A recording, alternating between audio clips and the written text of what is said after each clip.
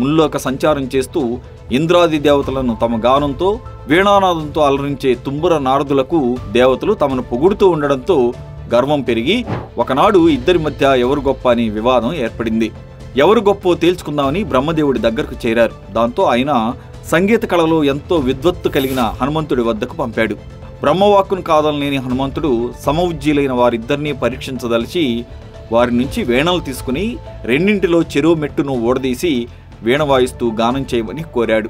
వారు ఆశ్చర్యంతో వీణలో అన్ని మెట్లు ఉంటేనే కదా వాయించగలమని చెప్పగా హనుమంతుడు చిరునవ్వు నవ్వి పక్కనే కనిపించిన ఒక వెదురు బొంగును తీసుకుని దాన్ని చీల్చి తీగలు తగిలించి ఎలాంటి మెట్లు లేని వీణను తయారు చేశాడు. దాన్ని వాయిస్తూ గానం చేయడం మొదలుపెట్టగా ఆ మధుర స్వరఝురికి పరవశుడై మహావిష్ణువే వైకుంఠం దిగి వచ్చినా ఆయన రాకను గుర్తించలేనంతగా అక్కడి దేవతలందరూ తన్మయులయ్యారు.